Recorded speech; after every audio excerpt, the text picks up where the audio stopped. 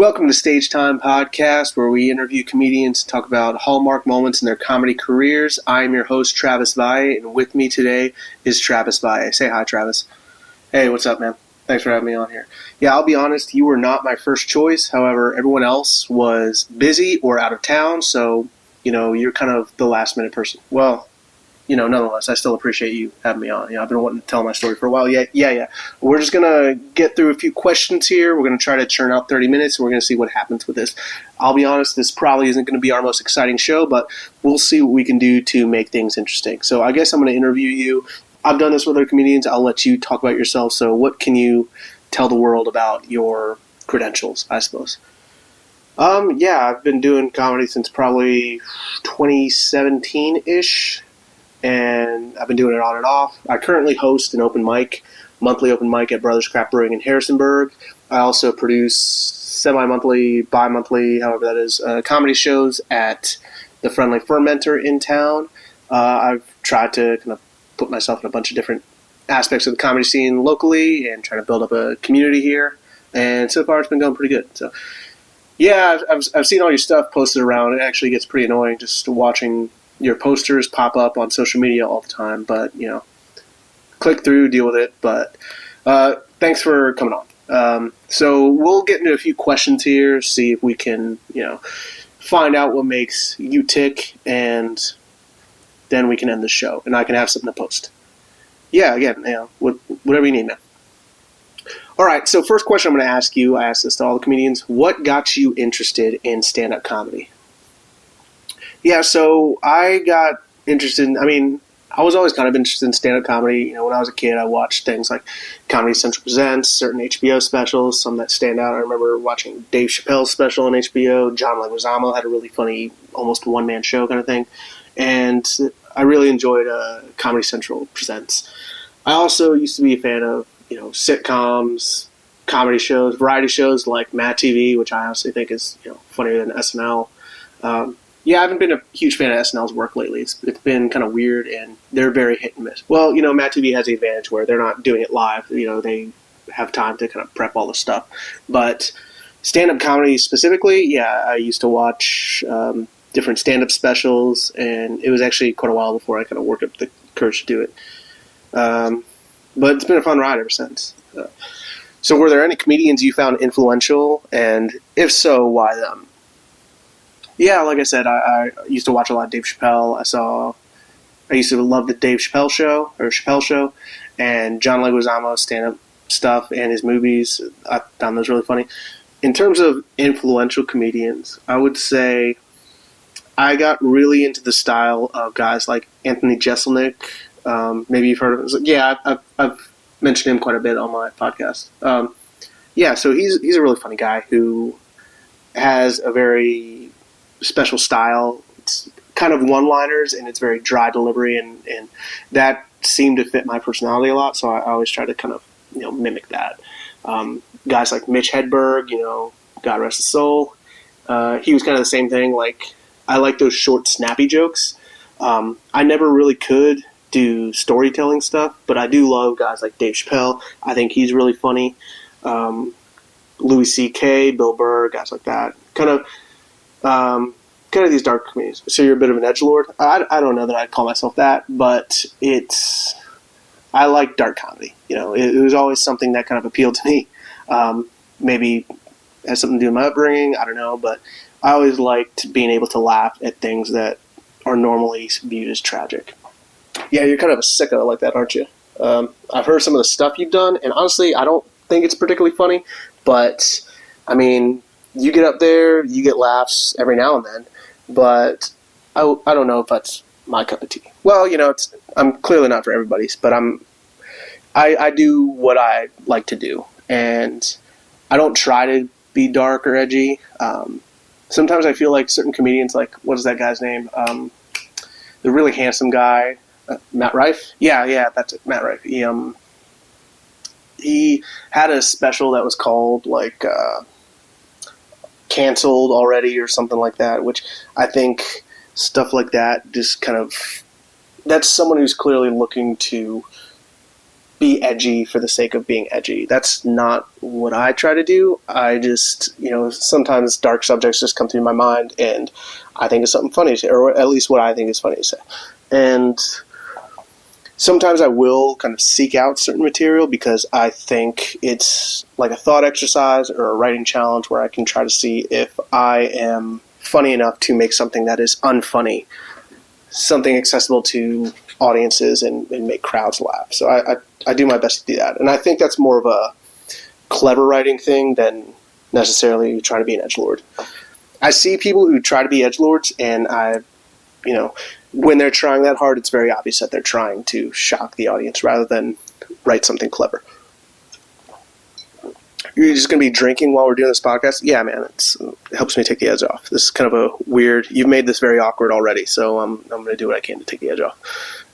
So what you were saying about edgy comedians, I've seen that before, and I agree. I think sometimes they're clearly like college bros or something like that who, have a, dare I say, immature sense of humor, and I think that's what people laugh at when they laugh at things like, Dave Chappelle. They think it's the immaturity where it's more clever and nuanced than that.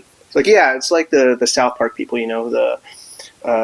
was it Trey Parker and Matt Stone? I might have gotten their names mixed up, but South Park is more clever than I think people give it credit for. I think people, when they hear South Park, they immediately think, vulgarity, profanity, just disgusting stuff, but there's actually a lot of kind of social commentary and nuance behind that, and I think that's good comedy writing, which again I try to apply when I wrote jokes. So that's when I think of guys like Anthony Jeselnik.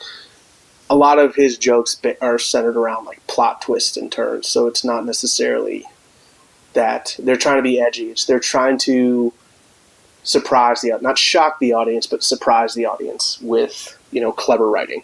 And I only hope I can be half as funny as those people are. Yeah, well, you're not. Like I said, you're not my cup of tea, but nobody else would show up to this, so I'm just gonna work with what I got.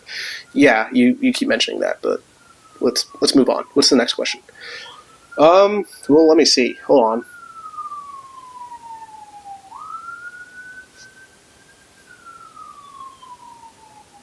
Just wait for that moment to pass. Yeah, thanks, man. I got warrants out. I'm trying not to get arrested tonight. What made you want to actually go and try stand-up comedy for the first time? So, I actually started off doing music. I perform music. I don't know if you ever heard of my stuff. Yeah, I've heard that. It's not great. Again, you're very mediocre at it. Well, it's not something I've devoted a lot of time to lately. But I used to play. I love music, and I play guitar and I sing. Kind of. Yeah, emphasis on kind of. All right, I get it. But the whole point is I used to do music open mics all the time. Now, music open mics tend to be, somewhat variety, but it's mostly, musicians, mostly guitar players coming up and performing. But one night, I was at this regular mic. I remember it was a place called Iota Cafe in Arlington, in the Clarendon area. And they, it was pretty much a full list every Wednesday. It was really fun to do. And one night, a comedian came. I don't remember his name, but a lot of us were like, oh, this is interesting, kind of a change of pace. We'll see how he does. And he was terrible. He was just really bad. And I just remember thinking, like, I'm funnier than this guy, What was it that made him so bad? Well, I mean, for one thing, now look, he may have just been trying out jokes. I've come to learn that open mics are not necessarily for showcasing your best stuff. But if you're going to show up to a music open mic with an audience that's not exactly prepared for it, yeah, I talked about this with Johnny Rad last episode. It was John Rademacher. Sorry, I'm getting lost. Yeah, he said he hated being called that, yet you just did it. Yeah, shut up. But John mentioned that there's this thing called ambush mics where people show up and they don't know that there's comedy going on. People showed up knowing it was an open mic. I doubt too many people expected comedy. Yeah, well, regardless, that can really throw people off. So do you think he was bad because he was bad, or was it just clashing with the vibe? I don't remember too much of his stuff, but kind of looking back, it's probably a little bit of both, but I think some of it was objectively bad. I remember he had one good joke that had something to do with, this is part of what kind of influenced my trying out for the first time. It was around the 2016 election, and he was doing a joke about hooking up with Bernie Sanders supporters. That's what it was. Because he was like, yeah, I hook up with Bernie Sanders supporters, and in the morning I feel the burn. That the way he delivered it and kind of the context of the time, it was, that gave me a chuckle, and I think objectively that would probably get, some light chuckle. But I think one of his mistakes, and this was something that happened with a lot of comedians around that time, was he got way too political. And not that crowd was particularly conservative or anything by all means, but I think he just got really ranty and weird, and it made people uncomfortable. But he showed up like 3 weeks in a row, and I remember the straw that broke the camel's back, so to speak. He showed up the night after the election. So Trump won the presidency to kind of, a lot of people's surprise, and he went up there, he started doing his bit, and, that's the thing, too. It was the exact same bit. He did it, like, 3 times in a row. Like, I could have told you what joke he was going to do next. So he didn't even mix it up, which that's not how you're supposed to do open mics. Especially if you're going back to the same venue, you're going to want to mix it up, change something.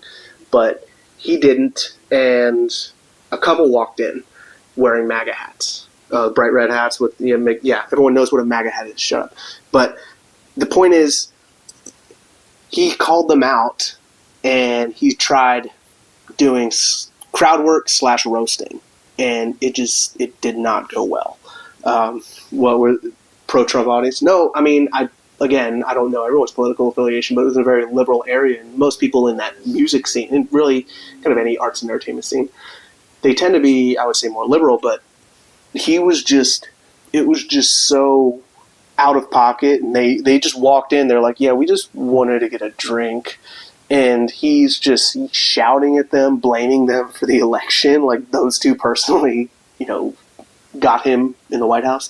But even the server, who again I am willing to bet was probably very liberal, was like, can you not harass the customers while they're trying to just get a drink? And so he just really threw off the vibe. Yeah, he really threw off the vibe. And the host ended up banning comedy after that. Ooh, you know what? I've actually seen something like that before, where there's a place locally, 3-notched. There was a comedian who came by, and young college kid. I don't know if I think I know who you're talking about. Yeah, I've been there. But yeah, he told really very vulgar, and granted, he's probably new at it, and again, he's probably one of those college bros that thought, oh, this is going to be, funny. But I think it just really put off the owner and the customers, and so the owners decided to just stop open mics altogether. What do you mean, stop comedy? Like, no, I believe he just stopped open mic altogether. That's rough. I've never taken down a mic like that. I don't know how bad it got.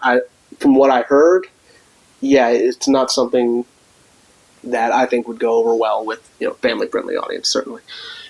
But yeah, so that guy got them comedy banned from there. So seeing him, thinking to myself, I'm funnier than that guy, I wanted to try out comedy for myself. So that was kind of the big push for me. So I searched around for comedy open mics in the area, which I was in Northern Virginia at the time, and I don't think, again, this would have been around 2016, 2017, I don't think there was not a ton going on at that time, or I just couldn't find them. Most of them were in D.C., and I'll get to that in a bit. But I found one actually at another place where I did music open mics, and I didn't know they did comedy, but apparently they did it like twice a month. So I wrote a set, and I showed up, and I did stand-up for the first time. So can you describe the first time you did stand-up? It was at a place you were familiar with, so that must have... Did that relieve you any discomfort or anxiety? I mean, kind of. Like, I was familiar with the place, but, like, none of the people there were anyone that I knew. Like, I maybe knew the bartender because I would go there for music open mics, but I think even then it was, like, a different person.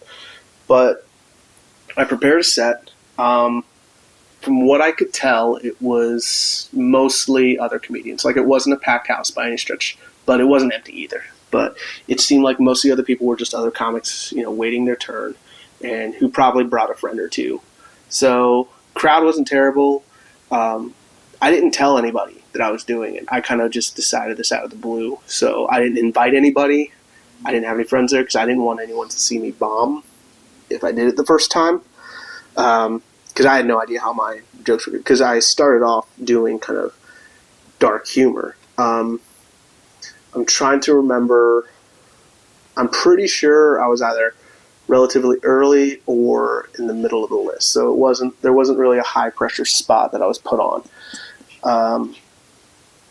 And so I went up there, and to my surprise, I actually laughed at, I would probably say 75% of my jokes. Like, I mean, it wasn't, bring down the house laughter, but they chuckled. It wasn't dead silence, which is what I was kind of emotionally preparing myself for. I ended up doing well enough that I was like, oh my God, I'm actually funny. It's not just in my head, Well, I mean, I think it's still in your head, but you got some sort of validation and feedback from the audience. Yeah, I mean, especially because, like I said, I did some of my darker stuff, and I didn't know if that was going to fly, and it went over pretty well. Do you remember any of the jokes that you did from your first set? Yeah, actually, I remember one that I still do today, which was the whole setup is, well, I'll kind of do. So it starts off where I have this friend who has cancer, and oh shoot, I'm sorry, I screwed that up. I haven't told that joke in a while. I wrote it a long time ago. Let me fix it. I had a friend who had cancer. And, people laughed at that. I thought, making a joke about cancer, everybody was going to go dead silent. But no, they actually ended up, I don't know if it was the shock or just, whatever. But they kind of did this, like, gasp chuckle thing. And then I follow up with, no, he's not dead or anything. He's just a dick. We don't talk anymore. That's the only joke that I remember specifically doing from my first set that I still do today. I want to say I have some other favorites, but I don't think I did them for my first. I think I've pretty much abandoned most of the stuff because I tried to do a little bit of everything. So I would say when I first started off, I was probably trying to be an edgelord. But I wrote jokes with a specific cadence. What do you mean by that? So, like, what I've seen most people who try stand-up comedy for the first time is they tell these stories, and I think you talked about that with John. Yeah, we talked a little bit about that. I knew that wouldn't work because, for one, I'm a terrible storyteller. I would try to repeat jokes to my friends from other comedians, and that just would not work out. And so I was like, okay, this format's clearly not for me. I need to come up with something better. So I started focusing on, like, one-liners. One, because they have a definitive setup punchline structure, but also I could remember them. What do you mean? I have, like, a terrible memory, especially if I'm trying to tell, like, a long story. So I wanted to make sure that I could do my whole set and remember it. I didn't 100% know it was okay to have, like, notes with you on stage. I do that now, kind of, still when I'm at open mics. I try to avoid it, on paid gigs. But I will have, like, a list on my phone, and I'll check it every now and then if I get lost. But I was just really concerned that I was going to forget mid-joke or freeze up, and, that would just be dead silence. So I tried to write short, quippy jokes that would get the audience laughing, and if it bombed, I wouldn't have wasted too much of their time. Yes, that's one of the risks of doing storytelling comedy, which, again, I think John and I talked about last week, which is not only are you telling an unfunny story, but you're also wasting the audience's time, and you're killing up some of your stage time because, and we talked about it, we need to come up with, like, a ratio. Yeah, I heard about the ratio thing. Where definitely you need a payoff that is equivalent to the amount of time you took to set up. So if you're going to do a long setup, it better be a big payoff. And I did not have confidence in myself to do that, so I wrote shorter stuff. And I think it paid off. I still write shorter stuff for the most part, but I have gotten into longer format jokes. But also, you need to have punchlines at these different checkpoints to make sure that your jokes fly. I got advice from a comedian friend that said when he types his jokes out, he highlights the punchlines in the joke or the laugh breaks if it's like a longer story. And he says if there's too much space between the laugh breaks, then he's got to trim that joke down. A term I learned from another friend, someone else you had on the podcast, Don Womack, is word economy, which is trying to trim down the word usage of a joke to make it as crisp and tight as possible. Yeah, that's always been a difficult thing to narrow down, especially if you're doing something based on truth. So would you say you do jokes based on like real life stuff? I mean, kind of. I try to do jokes. Again, most of it is just fiction because it gets into really dark stuff. There might be like a tiny kernel of truth in it. I do jokes about having an absent father, which is true. I didn't really grow up with a dad that was present. I've gotten into jokes about my family life because I'm married, I have a kid, and I've brought a little bit of darkness to that with my wife's permission usually. And those still tend to be, I try to keep them short for my own memory's sake, but I have gotten longer jokes that I think pay off pretty well. So what made you decide to stick with comedy? I mean, pretty much the same thing I think everyone does, which is, I got laughs the first time and it felt really good. And it was very validating because I think I tried to be a bit of a class clown growing up, and I had this idea in my head. And I think what I was trying to do was mostly copy like sitcom characters. I used to love TV shows. I still love TV shows. And I would always kind of relate to, the comic relief or the funny guy. And I tried to copy like sitcom humor and wit a little bit. And I think that made me feel like I was a sitcom character in real life, if that makes sense. So the comic relief that brings a little laughter. Now, as an older person, I realized that laughter's from a laugh track, and like none of the actual characters in the show laugh at that, but it was still very validating. So, so I started looking around for more mics, and I went to that one for as long as I could, and then I looked into DC mics, and DC mics were weird because a lot of the DC mics, which were the nearest ones that I could find at least, they asked you to do videos or submit videos before they'd actually let you on, which kind of defeats the purpose of an open mic, I think. Well, they're probably trying to scan for people and what's the word I'm looking for? Vet people to do comedy, so they're not just, they want to bring in people for the venue, and they want to make money, so there's probably a process for that. I get that, but that kind of limited my ability to get stage time. Name of the podcast, hey. Yeah, thank you. So I think that was challenging, trying to get stage time with that. I did create videos, and I did go to a few open mics. I actually still have some of those videos, and my demeanor in them is way different than now. Well, I wouldn't say way different, but I'm very clearly like jumpy, jittery, nervous, edgy, all this stuff. And I stammer a lot more when I'm telling those jokes. And when you compare that to my sets now, I think I'm definitely more comfortable, which, after about 7-ish years, you would hope is the case. But I had to take a break because I started comedy after I got out of the Marine Corps, and I spent about a year back in Northern Virginia where I was living with my mom, and I was trying to go to JMU, but I missed the application deadline, so I kind of took some classes at Nova. When I went to JMU, I kind of put all my focus into schoolwork, so I kind of took a break from comedy. Every now and then, a comedy open mic would pop up on campus, or I'd hear about one locally, but I didn't stay as active in the scene, so that took a huge break. How'd you get more active in it after that? Because like you said, you're kind of very active in the scene. Yeah, once COVID hit, a lot of businesses shut down. I still worked, but I didn't go in person. Actually, over the summer, I didn't work because there wasn't really a job for me to do. But I ended up reaching out to Brothers Craft Brewing, and I asked them if they wanted to start up an open mic again. And so I met with the owner, Josh Harold, cool guy, and he said yes. So I kind of brought comedy back to Harrisonburg, at least open mic comedy.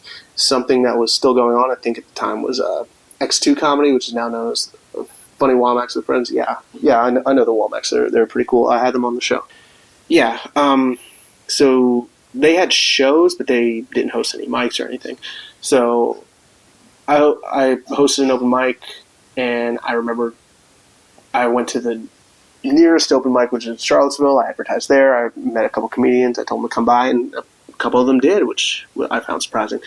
And that kind of put me back into the scene. So I think that was kind of a crazy journey where I went from this dude who just kind of thought he was funny to now hosting and producing, mics and shows. And that's been weird, kind of making that leap. But yeah. What was your biggest takeaway from your first set? My biggest takeaway. I've heard your show, and I think I'm going to say what pretty much everyone else has said, which is that I could do it. I think it was, like I said, the validation that I needed to continue this art form that I kind of stepped in, and I just wanted to keep going with it. Now, from, I guess, maybe a more technical perspective, I realized that, like, looking back and looking at some of my older videos, I see that I was very bland in my delivery, and I was trying to be, so that was partially on purpose, but that was because of a misunderstanding of delivering dry jokes. I essentially wanted to be Anthony Jeselnik, and he has a very distinct way of talking, and Mitch Hedberg, kind of the same thing. Like, since that was the style of comedy I was going to go into, I tried to mimic them, and I overdid it, I think, and I just came out sounding robotic. Like, there's no emphasis on the punchlines. I'm just very monotone, and looking back, I'm surprised I got any laughs at all. So I've tried to have a better stage presence since then. Yeah. Now, how has your approach to open mics changed since then? I mean, you host one now, so, like, do you have a different approach? Yeah, when I first started doing open mics, I saw pretty much every open mic as an audition to prove to the audience that I am funny. That pressure's kind of fallen off because I have had paid gigs. I do have a lot of videos where I get consistent laughs throughout. So the pressure to constantly be funny at open mics is kind of weaned off. Since I feel like I'm a bit more seasoned now, I do what pretty much every comedian around my level is doing, and I try to use it as practice time. So before, I would treat open mics like it was a paid gig, and I've learned you don't have to do that. You can take some pressure off, and you can try out new stuff, because if you never try out new stuff, you'll never expand out of your bubble. So I write new stuff. I'll usually bookend it, so I'll start off with a joke that's done well, and I'll try to end with a joke that's done well, but it depends on how much new material I write and how much I want to fit into a set. But I try to use open mics as practice time. So. All right, interesting. So what advice would you give someone who wants to try stand-up comedy? I'd say go in with a plan, but be open to change. Meaning that if you want to try stand-up, you have to be very deliberate about it. I'm not saying you have to have everything figured out, but you should have some structure. You should have a joke. Here's what I'll say. Go in with a plan, but be open to the possibility that it might not go well. Because I see too many comedians who are starting out and they try telling these funny stories that they think everybody's going to think they're as funny as they are, which usually they don't. There needs to be, for an audience who doesn't know you and doesn't necessarily care about you, there should be a setup punchline, meaning there needs to be a definitive point where, this is where they're supposed to laugh. This is where we're supposed to laugh as an audience, which I think a lot of people are just kind of hoping an audience is going to chuckle along with them, but that's not usually the case. So I would say make sure you have punchlines ready. It's okay to use notes and try to, as difficult as it may be, try to relax when you're on stage. I know not too many people are going to be able to follow through with that, but it's scary for everybody. Even seasoned comedians who've done it a million times, there's always still this little nudge of anxiety in the back of their minds that I think is going to, it's a good kind of pressure that gives them the drive to try and keep trying and seek that laughter. But everybody gets nervous and everybody bombs as well. So even if you don't, if you end up going up and not doing well your first time, I wouldn't say quit. I would say, here's another big one. Record it. Record your set. Get a camera, get a tripod, get whatever you need. Record your set, look back on it, and see what went wrong or what went right. And use that feedback. I know that's a lot of stuff, but summarize. Be prepared, be relaxed, record your sets. Those are, I'd say, probably my biggest bits of advice. All right. Great. So, unfortunately, nobody cared that you were going to be on the show, so nobody submitted any questions, which is fair. We have hit roughly our 30-minute mark, but, for all my comedians, I give them an opportunity to plug any stuff they got going on. Anything big for you? Yeah, I've been producing shows, like I said. I still host monthly comedy open mic at Brothers Crap Brewing. The next one is on July, I want to say 20. Next one is, July 19th. So next Brothers Crap Brewing, July 19th. And that's not right, because it's a Thursday. July 18th, sorry. Next open mic is in Harrisonburg, Brothers Crap Brewing, July 18th. Next Friendly Fermenter show is called the American Me Comedy Show. It's going to be American themed, kind of a 4th of July thing going on there. That's going to be July 20th. July 20th is considerably farther off from the 4th of July. Yeah, I know, but it was the nearest time we can get, and I wanted a theme that could fit with the month. So, Brothers show or Mike, July 18th. Friendly Fermenter show, July 20th, and I don't have anything else planned since then or before then, so just be on the lookout. Follow me on social media at Travis Valle Comedy. You can find that on Instagram, Facebook, and I've been trying to be more active on my YouTube lately, so you look up my videos. You can actually find my podcast, Stage Time with various comedians. You can find that every Monday. Quick note though, I think we might have a gap in that again because I am going to be going on vacation soon, so I don't know that we'll have an episode ready. I'm trying to work on it, but as you can tell, getting time with comedians is difficult. Yeah, I know you had to pencil me in here, but no, I appreciate having me on. I hope to do this again. Yeah, I'd rather not have you on again, but desperate times call for desperate measures, so we'll see. Anyway, thank you all for listening. Look out for a Stage Time podcast every Monday, or most Mondays, we'll say for right now, on YouTube, Spotify, Podbean, Amazon Music, and follow me at Travis Valle Comedy for more funny stuff.